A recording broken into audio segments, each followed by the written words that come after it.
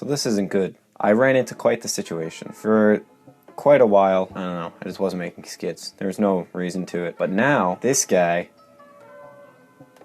is not connecting to my laptop. So I have no way of accessing any files or anything like that. I have a lot of videos of me writing and stuff like that now I can't access until I ordered a new cable. Hopefully that works. If not, I don't know what I'm gonna do. The real point of this video is all the hype. You already know what I'm talking about. I don't even want to say it. I've heard it so many times. I want you to think twice though before you just kind of brush off my opinion and take it with a grain of salt, because nobody's really kind of thinking this through. I feel like everybody's just kind of hearing it and going immediately, this is bad, or hearing it and immediately going, okay, this isn't that bad.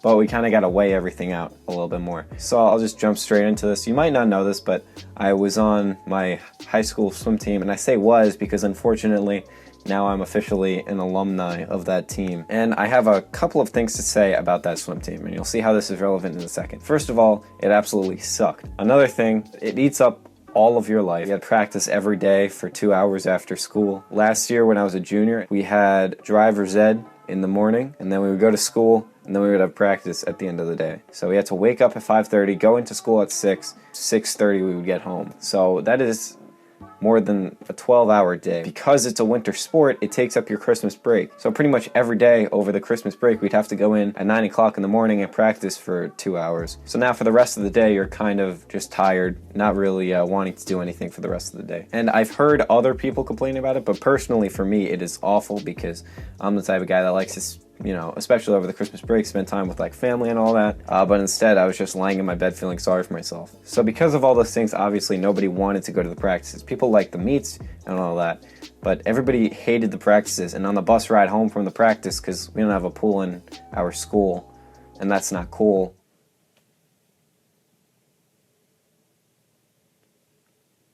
I couldn't think of another thing. But on those bus rides, everybody was just on edge. They didn't want to be there, etc. The great thing about this is that you're all in the same boat together. We all understood what we were going through. We would always talk about things that's bothering us. Obviously, throughout all this, there are some people that just dismiss the fact that like we're all kind of together, and they just want to see it as it's just bad. I feel like for a lot of the people that kind of have fun doing it, I feel like a lot of the reason is because we're all together. I couldn't imagine going to practice every day by myself and feeling tortured and tired and hurt. There were serious injuries while diving. Now it probably seems totally irrelevant right now, and you're probably thinking like, oh, please don't tell me he's going to compare a sickness to being on a sports team.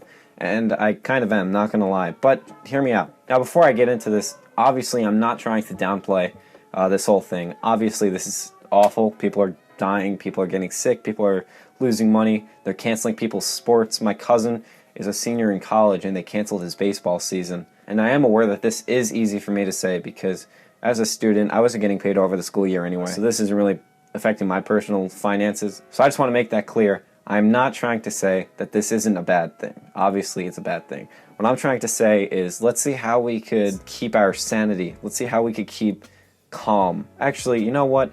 There was a Matt Diavella video. I love his videos. He just recently uploaded a video about this whole thing, and he had a graph. On one side you were underprepared, on the other side you were overprepared. On the top you were panicking, and on the bottom you were calm. And I'll link that. I'm so bad at one of these sides. I don't even know. I'm not even going to try. I'm trying to figure out how we could stay in like the ideal place where we're just prepared enough and we're not quite panicking, but we're not too calm. So a lot of us have probably heard of people in, I think it was Italy, or maybe it was even here, people singing across their balconies. They would sing with each other. And that's when I thought of this whole thing with the swim team. Personally, I hated practicing, but what I liked was going there with everybody else that also hated practicing. So now we all kind of have this common idea that we're not a huge fan of practicing. What that did was that brought us all together as a team. We all understood what we were going through, especially we would sometimes have just really deep conversations about what's bothering us and why we're getting like anxious about things. All these things is what kind of brought us together. And I'm trying to be careful of what I say here because I really don't want to make it sound like I'm downplaying this.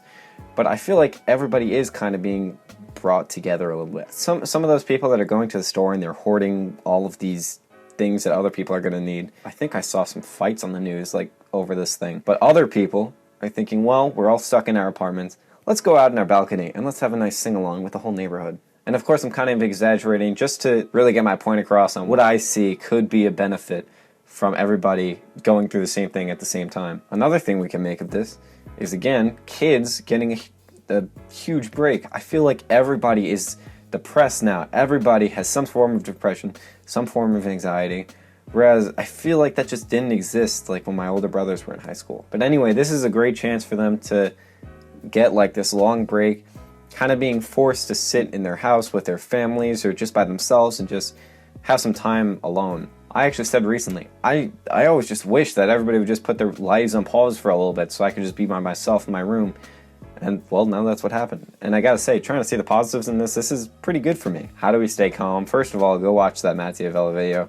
Again, it's linked in the info card section, whichever side that's on. Watch that video. He's got a lot of good points in there himself. He's also an adult, so you could probably take his word for it much more than you could take my word for it. And I am aware of that. I am aware I'm just a kid, and I'm probably going to change my views on all these things soon enough. But, well, I have these ideas of my own. I'll share them with all of y'all's. The most we could do is just try to do your part, wash your hands, use Purell, whatever. Try to protect the people that are more vulnerable to this than you are, people that have compromised immune systems, all that stuff.